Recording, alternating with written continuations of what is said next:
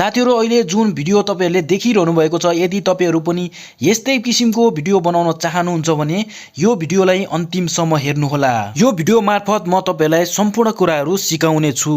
यदि अहिलेसम्म हाम्रो च्यानलमा तपाई नयाँ हुनुहुन्छ भने च्यानललाई सब्स्क्राइब गरिदिनुहोला र नजिकै रहेको बेल आइकनलाई थिचेर अल नोटिफिकेसन अन गरिदिनुहोला। किनभने म यो च्यानल मार्फत यस्तो किसिमको भिडियो ट्युटोरियलहरु लिएर रहने छु। अहिले हामी मोबाइलको स्क्रिन तर्फ आइसकेका छौं। सर्वप्रथम तपाईहरुले क्यापकट एप्लिकेसनलाई ओपन गर्नुहोला, न्यू प्रोजेक्टमा जानुहोला र एउटा स्काई ब्याकग्राउन्ड वाला भिडियोलाई सिलेक्ट गर्नुहोला र एड गरिदिनुहोला। यो भिडियोलाई तपाईहरुले युट्युबबाट स्काई ब्याकग्राउन्ड भनेर डाउनलोड गर्न सक्नुहुन्छ अथवा यो भिडियोको डिस्क्रिप्सनमा मैले यसको लिंक राख्दिने छु, त्यहाँबाट डाउनलोड गर्नुहोला। अब तपाईहरुले यसको फर्म्याटलाई चेन्ज गर्नुपर्ने हुन्छ। यहाँ फर्म्याट भन्ने आइकन देख्न सक्नुहुन्छ, यसलाई टच गर्नुहोला र तपाईहरुले सिम्पली 9:16 लाई सिलेक्ट गर्नुहोला। त्यसपछि तपाईले दुईटा फिंगरको सहायताले यसरी रोटेट गरेर यसलाई स्क्रिनमा फिट गर्नुहोला र थोरै माथि सार्नुहोला। अब तपाईले यसमा ओभरले एड गर्नुपर्ने हुन्छ। त्यसको लागि जस्ट तपाईहरुले यो एरोलाई प्रेस गरेर ब्याक जानुहोला। यहाँ एड ओभरले भन्ने अप्सन आउँछ, तपाईहरुले यहाँ टच गर्नुहोला।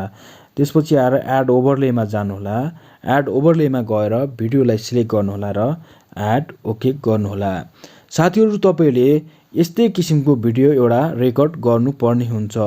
यसरी रेकर्ड गर्दाखेरि सकभर तपाईहरुले स्काईको कलर चाहिँ व्हाइट भएको समयमा रेकर्ड गर्दा एकदमै बेस्ट हुन्छ। अब तपाईहरुले यसलाई थोरै जुम गरेर फिट गर्नुहोला। तपाईहरुले यसरी जुम गरेर फिट गर्दाखेरि एकदम ध्यान दिएर स्क्रिनमा फिट हुने तरिकाले मात्रै गर्नुहोला, नत्र अर्को ओभरले राख्दाखेरि अलिकति प्रब्लम आउन सक्छ। तपाईहरुले राम्रोसँग एडजस्ट गर्नुहोला। अब तपाईहरुले यो भिडियोलाई टच गर्नुहोला। त्यसपछि तपाईहरुले यहाँ स्लाइड बारमा थोरै राइट स्क्रल गर्नुहोला। यहाँ तपाईहरुले एउटा क्रोमा की भन्ने आइकन देख्न सक्नुहुन्छ, यसलाई सिम्पली टच गर्नुहोला।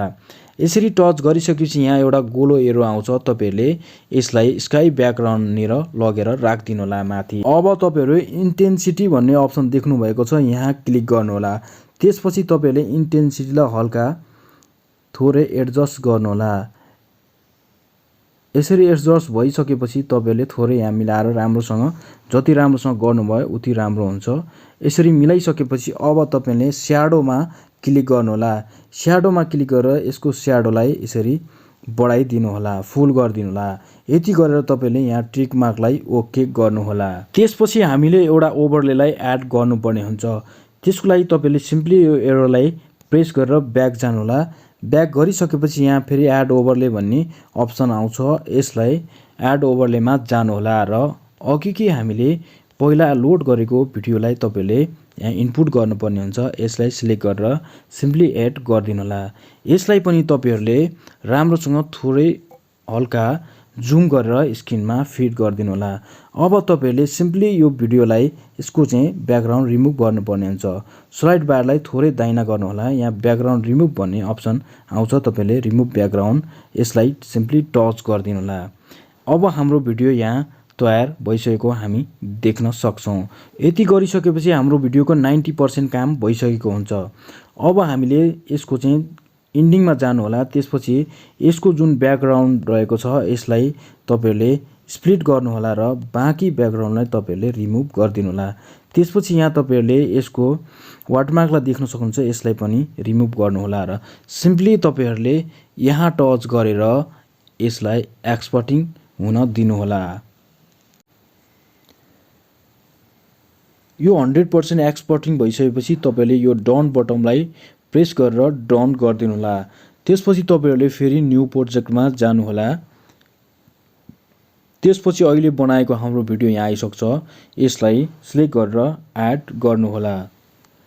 साथीहरु अब तपाईहरुले एड अडियोमा गएर जुन भिडियोमा तपाईहरुले कस्तो ब्याकग्राउन्ड राख्न चाहनुहुन्छ त्यसपछि तपाईहरुले यहाँ एक्सट्र्याक्टमा जानु होला र त्यहाँबाट तपाईहरुले त्यो भिडियोको साउन्डलाई सिलेक्ट गरेर सिम्पली तपाईहरुले इम्पोर्ट साउन्ड अन्लीलाई ओके गर्नु होला। तपाईहरुको यहाँ कुन साउन्ड राख्नु भएको छ, कुन अडियो राख्नु भएको छ त्यो यहाँ आइसक्छ। साथीहरु यदि तपाईहरु आफ्नो भिडियोमा इफेक्ट लगाउन चाहनुहुन्छ, सेक इफेक्ट भनी, तपाईले जस्ट यो एरोमा क्लिक गर्नु होला, फेरि क्लिक गर्नु होला। त्यसपछि यहाँ तपाईले इफेक्ट भन्ने अप्सन देख्न सक्नुहुन्छ। यहाँ जानु होला, भिडियो इफेक्टमा जानु होला, यहाँ गएर तपाईहरु बेसिकमा जानु होला। बेसिकमा गएर तपाईले यहाँ सेक इफेक्ट भन्ने भेट्न सक्नुहुन्छ।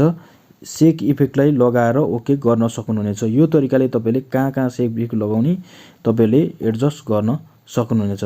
सिम्पली त्यसपछि तपाईले यहाँ अन्तिममा क्यापकटको वाटरमार्क रहेको हुन्छ, यसलाई सिलेक्ट गरेर डिलिट गरिदिनु होला र एक्सपोर्टिङ बटनलाई प्रेस गरेर एक्सपोर्ट हुन दिनु होला।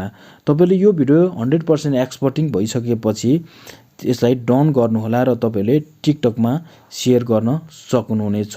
साथीहरु आजको भिडियो कस्तो लाग्यो? यदि तपाईलाई मन पर्यो भने साथीहरुलाई शेयर पनि गरिदिनु होला।